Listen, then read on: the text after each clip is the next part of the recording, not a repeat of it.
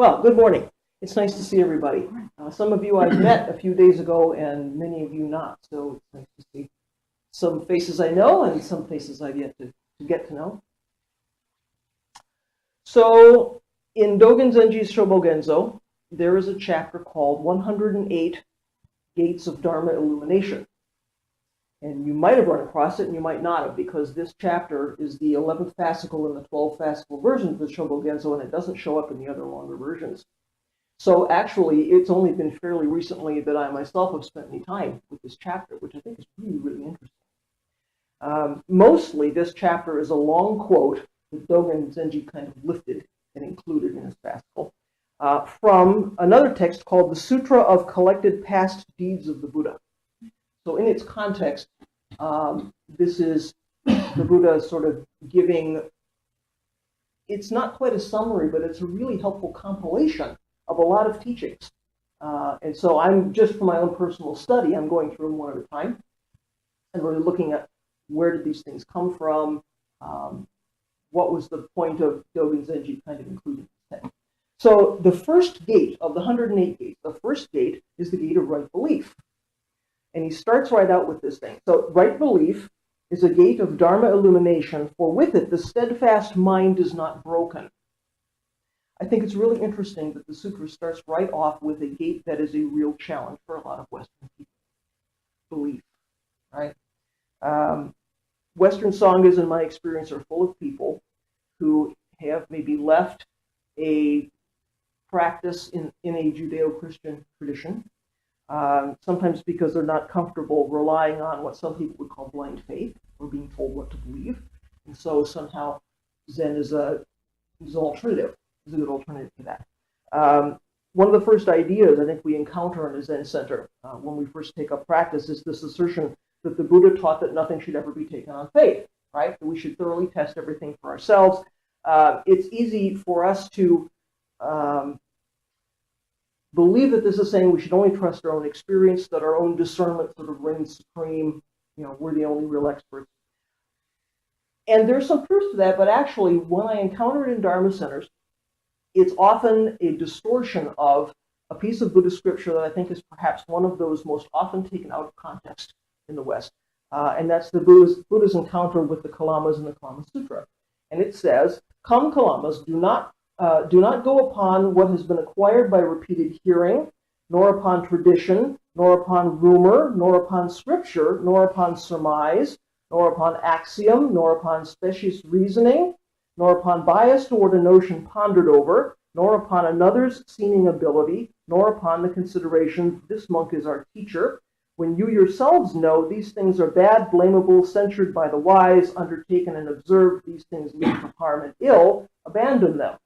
When you yourselves know these things are good, blameless, praised by the wise, undertaken and observed, these things lead to happiness and benefit, enter on and abide in them." So it's easy for us, I think, as rugged individualists, as we are in the West, to read this sutra as saying that belief in anything, including the Buddha and including the Buddha's teachings, is bad. That's kind of a dilemma for us, because we can only come to the conclusion that our own personal experience and our own individual understanding of that experience is the only reliable thing. That's what this can sound like.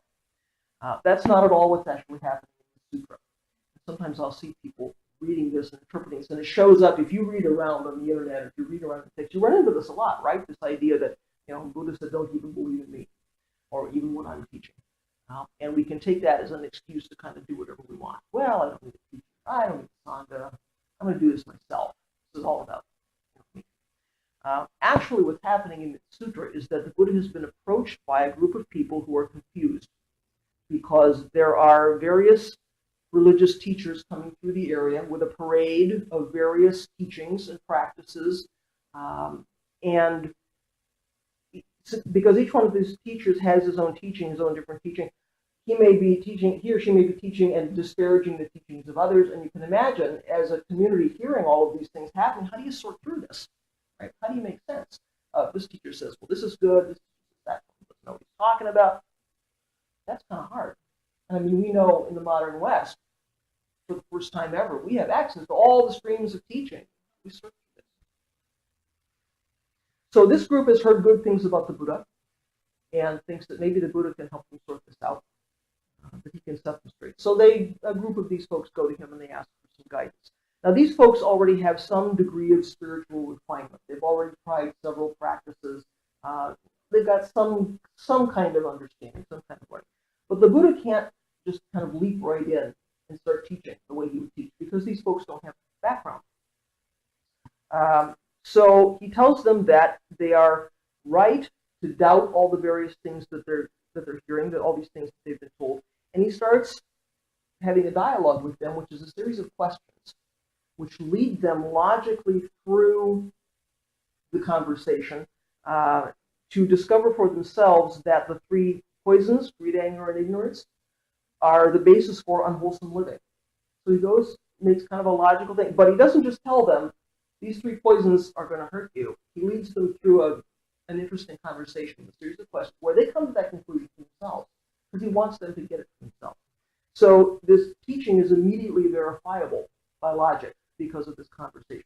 So he gains the trust of this group in the fact that his teaching is helpful, his teaching is wholesome, and that the Dharma is an effective means of liberation. So they get there on their own, but he leads them to it. So at the start of this encounter, the group is not ready to put faith in the Buddha because they don't know anything really about him. They don't have any personal experience with him. He could have been just another one of this long line of religious teachers that are coming through town and saying something, giving them a doctrine and saying, here's the doctrine, you believe in this. And so this is not the way he works with them. Once these Kalamas become Buddha's disciples, then he goes on to explain the Four Noble Truths. He begins to actually share with them the understanding that he has and the teachings that he's using the rest of his teaching. So by now, this group has faith in him as a spiritual guide because they have they can see how what he's teaching makes sense, it resonates with them somehow. They're able to suspend disbelief a little bit, follow his instructions, and feel that they can put some trust in these practices that will lead to liberation. They're sort of reasonably confident at this point in what they're doing, that this is wholesome and effective. So the more their own understanding starts to deepen, the better they're able to rely on their own insight to determine and discern what things are wholesome, what things are not wholesome, what things are wise, what things are not wise, what things are helpful, what's not helpful. But up to that time, their own personal sense of what's harmful, what's wholesome, what's unwholesome is a little bit undeveloped, and so it's going to continue to lead them astray. So the Buddha says, come Kalamas. He doesn't say, come followers of the way, because they're not followers of the way when they meet him. They don't know him. So he's not speaking to his own Sangha. He's speaking to people who haven't taken up his practices yet. And he's very careful about that. He recognizes who's in front of him. So when we become Buddha's disciples, we take refuge. Right? We take refuge in Buddha, awakening, in Dharma, or the teachings, and in the Sangha, which is us, the community of practitioners. And at that point, we are somewhat able to abandon the notion that our own ideas are the ultimate yardstick of what has merit and what doesn't have merit. Right? Now we have a little bit of guidance. At that point, we step through the gate, if you will, of right belief. And I should say here, when we encounter words like right, that doesn't mean, right and wrong or correct and incorrect. Right, I don't remember what the original terms are, but the feeling of right is like upright. It's like wholesome. It's like what makes good sense to do. So no one's judging. It's not a judging kind of right, So I'm using right in that context. When I say we step through the gate of right belief, we sort of understand what it is to be upright. So elsewhere in the canon, the Buddha explains that it is the abandonment of these mental defilements that allows for complete confidence in the three treasures. So when we begin to have some insight and some personal experience with Buddha's teachings, and the fog begins to clear a little bit, that's when we can really enhance our ability to take refuge in the treasures. Because when we're first starting out, we have this kind of skeptical doubt, as people do. That's our human condition. That's not bad. But we begin to practice, and we begin to have a little bit of clarity, a little bit of insight, a little bit of understanding. And so belief starts to arise naturally. And I'm guessing all of us have had some experience experiencing that here. As we begin to practice, there's some kind of belief which just arises naturally because of our experience with this practice. We begin to trust the teacher, we begin to trust each other as practitioners. There's something that arises, which is not about going out and convincing ourselves of something. It's something which arises naturally. So this is not a belief that says we have to become slaves to something which is outside of ourselves, or to adopt something that somebody is sort of imposing on us. This is just simply our unshakable conviction that being on Buddha's path, practicing in Buddha's way, is what leads to the cessation of suffering, that this is possible for us, and that it is completely possible for us to manifest our awakened Buddha nature, which we already are. On a day-to-day basis, we can't always see this. In the beginning of our practice, I think it does require a bit of a leap of faith, because we know we wake up every day and, we've elbowed somebody out of the way, we've said some unkind thing, we've been a little sharp with somebody on the phone, we've gotten defensive somewhere, and we just think, there can't possibly be any Buddha in here. Where is that? Because I don't see that when I look in the mirror. I think of all the mistakes I've made. So, we just kind of think Buddha wouldn't act like this. What's the connection to me? We just caught ourselves making that same mistake again and again. It's kind of hopeless. We get a little bit discouraged, right? Practice isn't easy all the time. So in the Bendowa, which is another text, Dogen cites 3 stories of people who were afflicted by various kinds of hindrances, but they manifested awakening anyway, and it was on the basis of their belief, their sincere belief. So in the first story, the Buddha's Sangha, the Sangha at the Buddha's actual time, included, according to the story, both a stupid old monk and a young monk who wanted to play a trick on him. So we've got a clever youngster, kind of a smart aleck, wants to play a trick on the older monk. So the younger one leads the older one into a dark room, and he hits him with a ball. And says, "You've got the first effect." Now, the first effect is stream entry, which when you begin. He hits this old monk with a ball again, the second time, and he says, "You've got the second effect," which in this context of this is being subject to returning only one more time. The third time, throws the ball, says, "You've got the third effect," which is not being subject to return at all. Finally hits him the fourth time with the ball, and he says, "You have the fourth effect," which in this context is you become an arhat. You're an arhat. You're a liberated person. So you think, well, of course, this young monk is playing a trick on this guy. This can't possibly really happen.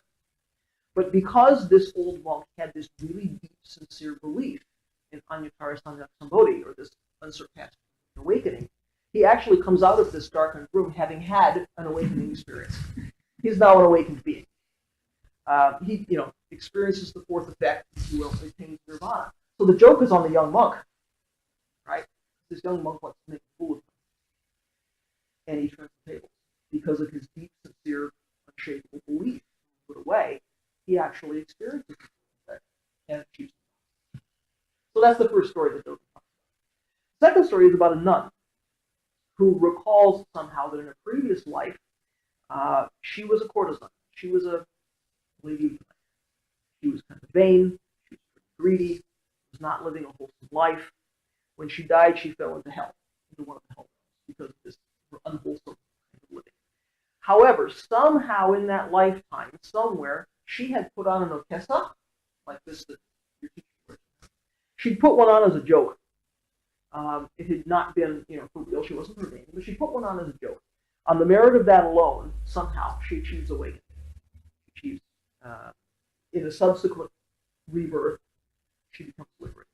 So Dogen says, now, even someone who has worn the okesa for a joke can attain the truth in her third life. How then could someone who has established pure belief and wears the okesa for the sake of the supreme state of Bodhi fail to accomplish that merit? So, she's even going after this joke. She achieves liberation. So those of us that are actually sincerely believing in this path, whether we're wearing this or Raksu or not, virtually we're all wearing it. Just the power of that belief was enough. So about these two characters, this old monk in the dark room and this nun who used to be something else, Dogen says, both were dull people, stupid and silly creatures, but aided by right belief, they had the means to escape the delusion. There's something about their conviction. So finally, there's a third story that Dogen tells, which is about a devout woman who prepares food and offers food to a monk, and she's expecting some kind of Dharma teaching in return. Unfortunately, this monk is not real bright. And in that moment, can't respond and give a Dharma talk like she wants. So he runs away. Can't think of anything to say. I don't know if that's ever happened to you. Sometimes I want to run away. Somebody wants some Dharma teaching, He can't think of what to do. But in spite of that, this lady experiences awakening because she believes in the path, and she believes in this monk and what he represents, and her sincerity in preparing the food and offering the food, coupled with her belief, was enough to help her toward liberation. So she goes up and finds this monk, and she thanks him. Even though he's not given her any direct teaching, still he was the occasion for her to exercise this belief. She goes and finds and thanks him, and on her thanking him, he too wakes up. Right? So it's very interesting how we help each other. You think Sangha is not important? Helping each other all the time.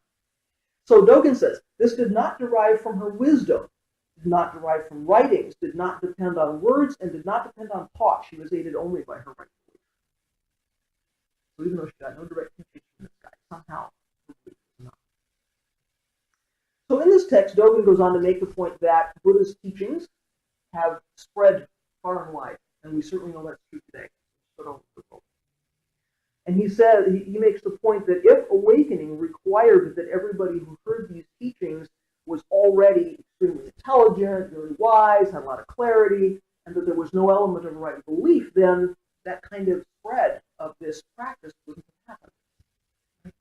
Because we know everybody who hears these teachings is not necessarily terribly quick intellectually, or has all kinds of other kinds of characteristics, but somehow belief is important.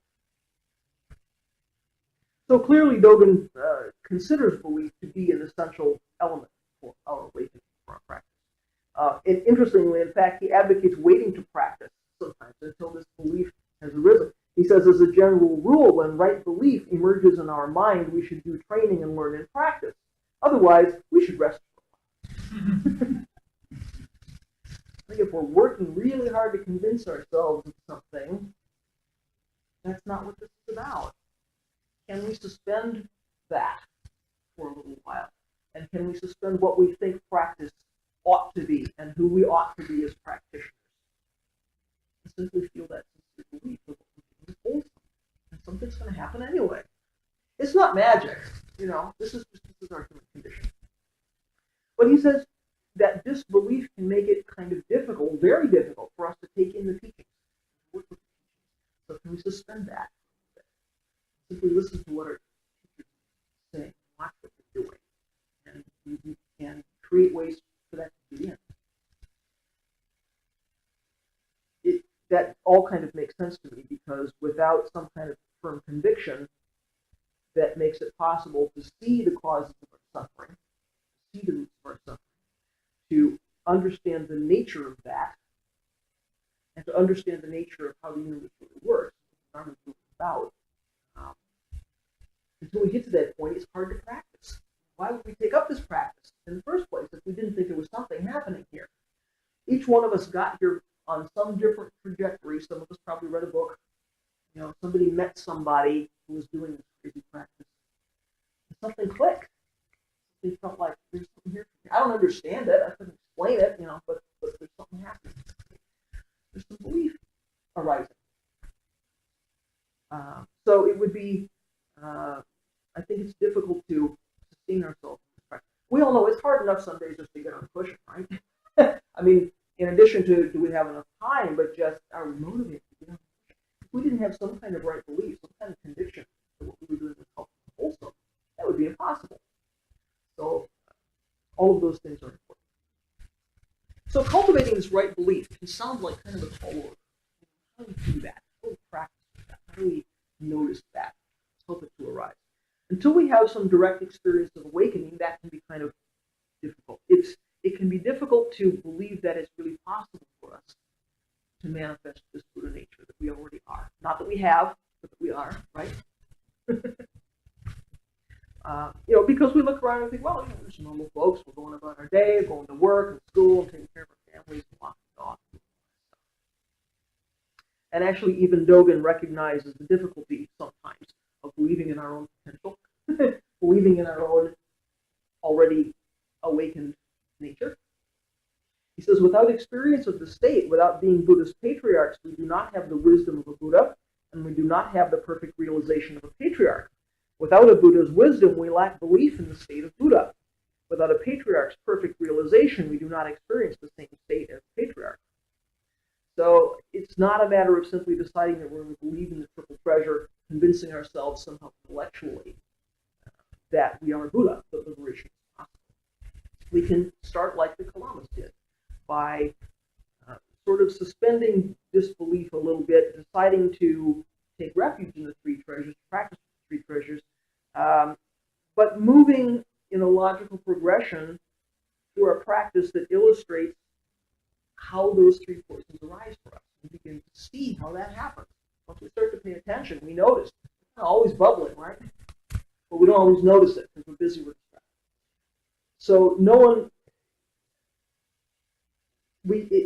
it becomes clear to us sort of on a day-by-day, moment-by-moment basis, right in the middle of going to work, going to school, walking the dog, that these poisons are there and that they're moving us in some unwholesome ways. They're moving us towards unwholesome things. We're simply by watching that stuff arise and paying attention. And then working with that in such a way that we begin to see those things diminish. Again, we have some sense of conviction that this is a good thing, that this practice is a good thing. So, no one would dispute that arousing the opposites of these three poisons, greed, how much generosity, anger, how much compassion, we can work with the opposites of those things. Everyone would think that creates good in the world. That's wholesome behavior. No one would think that was not worthwhile. And you can do that little by little. So since the Buddha way provides a means of manifesting those wholesome qualities, those wholesome things, it's pretty easy to accept that this is a worthwhile pursuit, that this is a good use of our time, that there's something we can believe in here, right? Just logically, we know if we've got a practice that's going to result in wholesome things, and we can see how that happens, we can get on board with that. It's a little bit easier to stay motivated and to keep practicing. And from there, it's helpful to turn to the three treasures for support for that. Certainly, we can turn to the dharmas, to the teachings, to provide some instruction, some context as we're manifesting this true nature. And fortunately, we have access to those here. We can consider ourselves pretty lucky because there's a lot of places in the country that don't have a Dharma center where people can get together on a regular basis and explore these things. The center that your teacher talked about in Bloomington, Indiana, where I'm going to be the vice abbot, we have a lot of people who go there for, say, a week's retreat, and they might save up all their vacation time and their dollars, and that might be the one Dharma thing they get to do in a year because they don't have a sangha where they are. And we just see that they're working hard to practice on their own, but that's really not easy. And so I see people who will come to, weeks retreat there. This is my, I look forward to this year because this is the one time I can practice with other humans, and I can have access to people who are teaching. And we just think, we're so blessed if we have a sangha we can go to. So the sangha gives us teachers, the sangha gives us fellow practitioners, people who've maybe been on this path a little bit longer than we have, who can provide a little bit of guidance and a little bit of inspiration. It's nice to look around and see people who are on the path and you can really see how it's working in their lives. Or they might even say, I used to have some kind of unwholesome behaviors, and because of the practice, I've been able to see through those. And they don't pull me the way they used to. You just think, well, if that person can do it, and this is a human just like me, I can see on this path here. Something good will happen. So it helps us, I think, with our inspiration.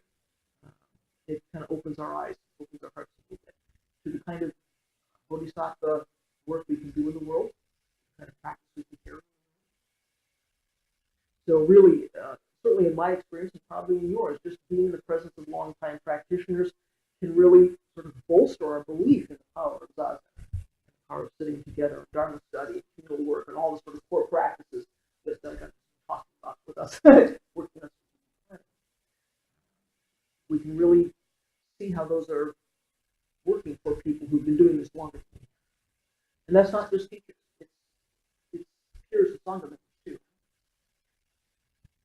So even with those kinds of inspirations and supports in place, sometimes we become discouraged. That's just because manifesting awakening takes time. This isn't something that happens overnight. We know this is a transformative practice that happens over a lifetime. So Zazen can be demanding, physically demanding on every level because it's transforming us. Precepts can be hard to keep. Whether we formally take in precepts or not, we know we fall off the path and break precepts. So with all of these things happening, we kind of look around and say, well, now what? Well, now we repent. Westerners often have trouble with that word because it feels a little bit like somebody's judging us and saying, no, you have to repent. And that's not what repentance is about in our practice. It might seem a little strange that repentance can strengthen belief, but Dogen says, furthermore, if the mind or the flesh grow lazy or disbelieving, we should wholeheartedly confess before the Buddha. Now, confess is another loaded term for West, but go with me on this. When we do this, the power of the virtue of confessing before the Buddha saves us and makes us pure. This virtue can promote unhindered pure belief and fortitude. Once pure belief reveals itself, both self and the external world are moved into action, and the benefit universally covers sentient and non-sentient beings. The power of confession causes the roots of wrongdoing to dissolve. This is right training of one color. It is right belief in the mind and right belief in the body. So once again, we see that right belief is not an intellectual exercise. This is not a case of trying to convince ourselves of something. We acknowledge in this repentance, we acknowledge that we've done things with body, speech, and mind that have maybe caused some harm to others or been unwholesome for ourselves. But that we see that those kinds of behaviors really go against our belief that desire causes suffering, that there's a way to cease, to get that suffering to cease. So on one hand, we can say we believe, and we can actually believe in the efficacy of the Four Virtues and the Eightfold Path, but when we're going out and doing behaviors that are different, we have an opportunity to look carefully at that and say, am I acting on my belief? If I'm not, what's that about? So we can remind ourselves of that when we are doing repentance, in whatever form we do it. I don't know if you do a formal thing here with that, but even if you don't, that's the time when we stop. Is this? Am I acting on my belief? Am I being congruent? Is there some integrity between what I believe to be true, which is desires cause suffering, is that reflecting what I'm doing? It's an interesting practice, isn't it? So at that point, we can return to the refuges. We've already taken refuge in awakening. We've already taken refuge in teachings, in the community of practitioners. We have somewhere to go back to. So when we need that little bit of inspiration, a little bit of reminder about what is it we believe as a community, what is it we believe as practitioners, we've got a place to go for that. People sometimes in the West, I think, prefer to practice on their own because it's messy being in a human community. And where are you more vulnerable in your life than your spiritual practice? So you're really having a fair degree of trust. We're having a fair degree of trust in each other when you come in and have practice. But people sometimes don't want to get mixed up in a community. But I often say, there's a reason that Sangha is the third of the three treasures. Because done right, it can really be a resource. It can really help us strengthen how effectively we act on our beliefs and how we have that integrity.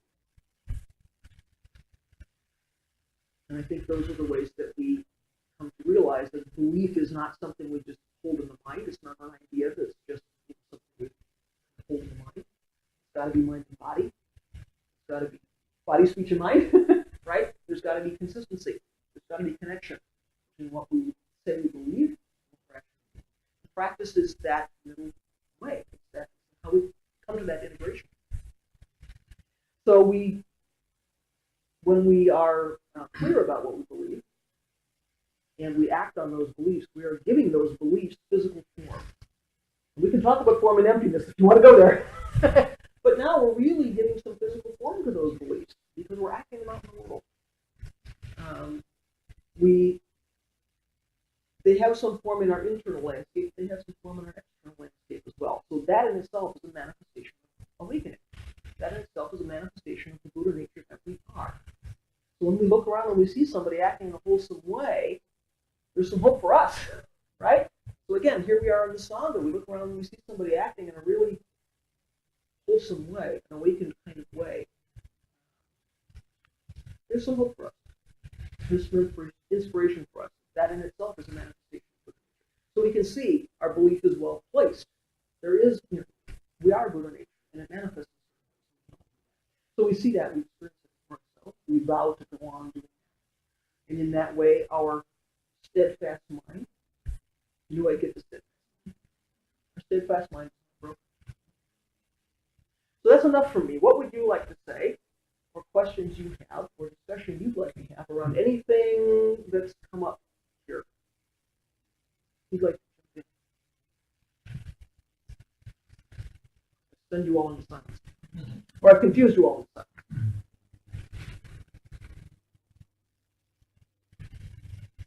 How do you feel about belief? Is it uncomfortable? Does it feel like it doesn't fit here? Please. Is trust in other words? I think it can be. Yeah, I think to believe in something is to trust that. We often hear things like Zazen is the true teacher. Do we believe in Zazen? Do we trust Zazen to help us manifest what we want to manifest? Some people might find that an easy. Mm-hmm.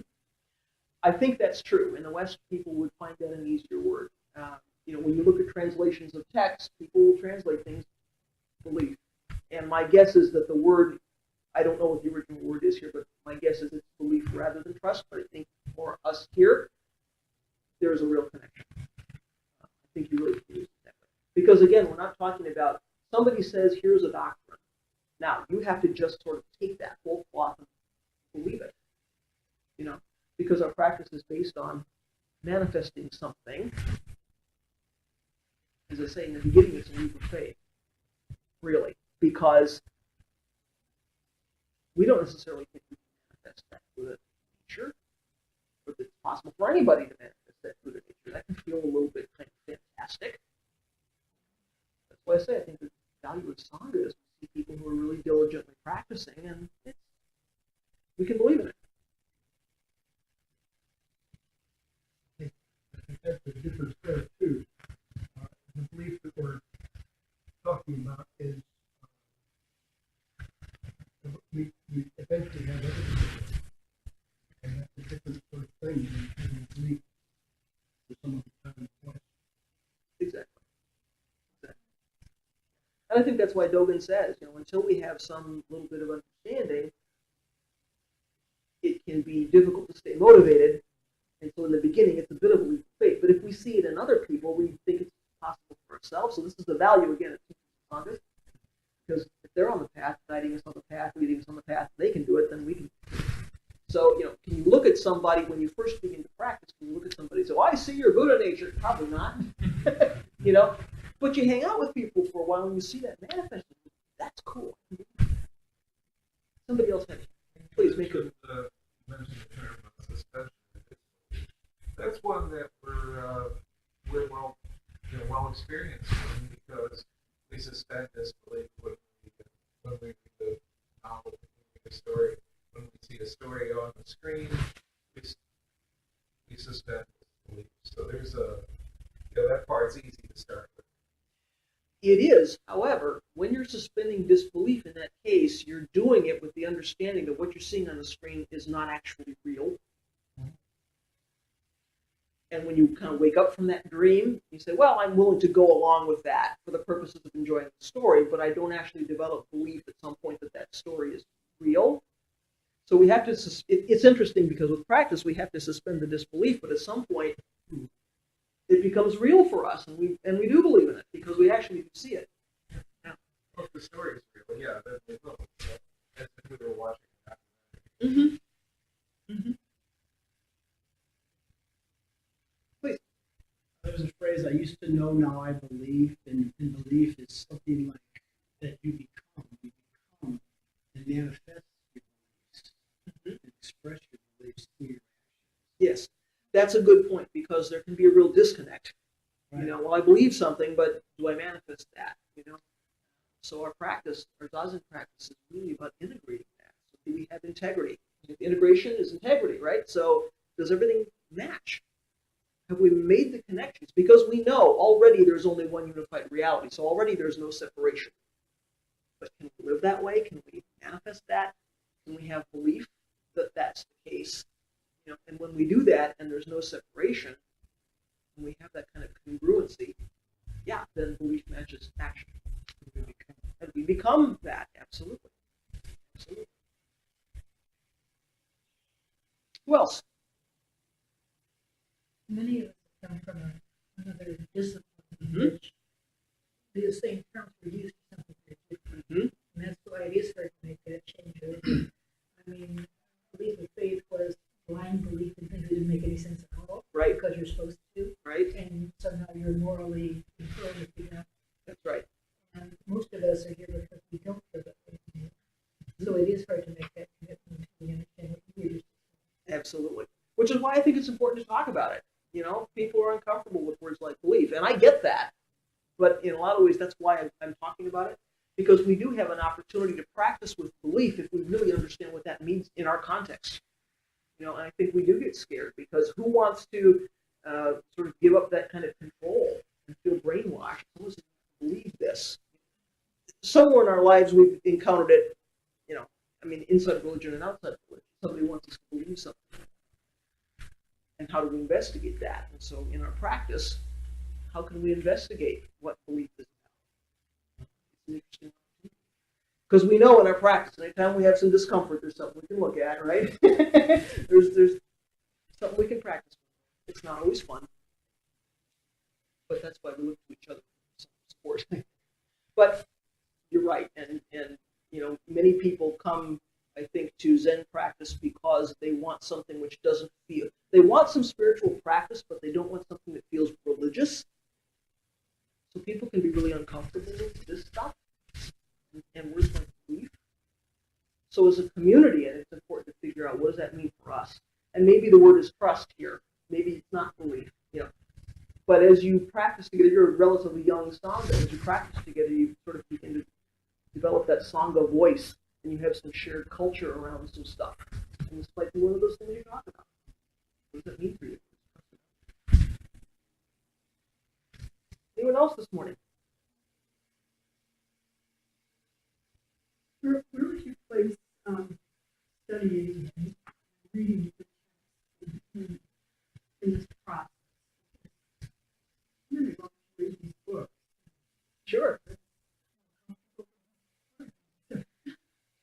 In the West, it's often more comfortable for us to approach something like this by reading and by scholarship, because that's how we're sort of trained to investigate things. And in this country, because we're not a predominantly Buddhist culture, there's a fair amount of what I would call religious education that has to happen, because none of us kind of come to this practice with a family container. You know, we're all learning about it. And so for us, reading is important for that. I heard a wonderful metaphor, maybe you've heard this one too, that the reading is like the seeds and the zazen is like the ground, so that and that's how you would grow something. So without the seeds, you know, in the ground, nothing will grow, but if you don't have zazen to kind of cultivate those seeds, also nothing will grow. So these things have to work together. Simply reading by itself is not that mind-body connected experience which will get you toward manifesting your nature. It'll do this, and that's important, but it's not enough by itself.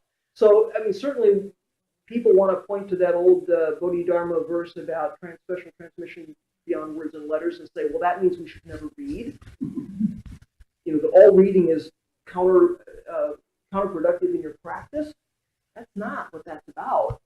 It just means that by itself is it. And of course, there's a lot of history around lineage and transmission, and you know that's what that's aiming at. But in the West, again, we take it out of context. It means, well, all scholarship is bad. Well, my teacher is a scholar monk. I mean, if that was true in my tradition, I'd be sunk. He writes books for a living. So, scholarship isn't bad. Reading is fine. And reading can give us stuff to chew on in our practice.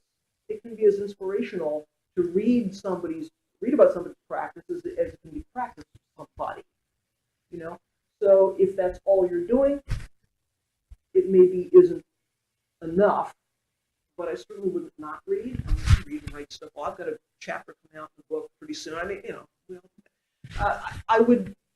I would pay attention to, and I used to run the Milwaukee Zen Center, and I would every week I did an intro zazen and talk to new people coming in, and people had come in having read all kinds of things, often because they didn't have a teacher, they were just starting out, they hadn't yet gone through a sangha, and wondering what they ought to read.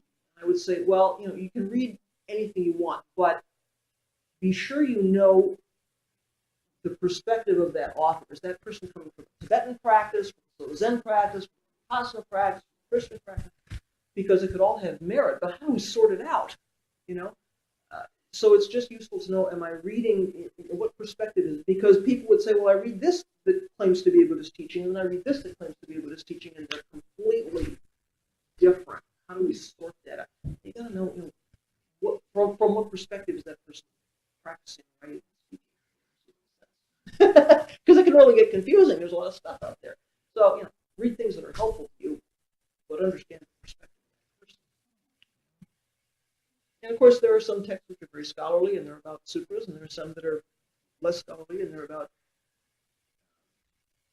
physical practice or other things. So, there's plenty of useful material there. Just don't get sick. How are we doing for time? Probably you have to make me stop now. I think we're doing well for time. Okay. Yes. Okay. What things do other people want to say? Either about what we talked about here or anything else. Well, you Questions were for- talking about the reading that you had done in Dogen. In the course of this morning? Right. Yes. Oh, right. Something So 108 that's gates. what that was about. Was what you read. Absolutely. Absolutely. Well, that was the jumping off point, because most of the other Dogen quotes I read for you today were for other Dogen texts. But yeah, I mean, I find studying to be very helpful because that's just my nature. I'm always investigating stuff. I'm investigating now just on my own as a personal study. I'm looking into what I'm calling Soto Zen modernism, which is how did we get here, starting from India? How did Soto Zen develop? What were the core important teachings? And then when it got to the West, what happened to it? Because you've got a teacher with a long, long history of traditional practice. And what he's done for 27 years doesn't look identical to what's in this country. So how did that happen? Because, of course, we have to take into account transcendentalism, romanticism, rationalism, not to mention how this practice was shaped and described in Japan before it ever got here, because there were some things that were created for Western consumption before it ever got here. Nobody knows that. It's really interesting stuff, but it's an example of, I'm studying time, but I also can't avoid getting on the cushion. I enjoy And what chanting and doing Vika singing and doing other body practices. Please. No, but I enjoy what you said about Zazen and study. That's really what I put those two together in my practice, and it's been very. Absolutely. Well, when we were talking about the core practices the other day, That's right. there was Zazen, there was hearing and thinking about the teachings, and there's work, which is practice. So you need all three of those in a balanced practice. Unfortunately, your teacher has a good core, because I said to him, what are the core practices you want to have here? Those three things, because they're really integrated. They're really balanced. So if you're coming to work day, bless you, but please also come to work. And once in a while,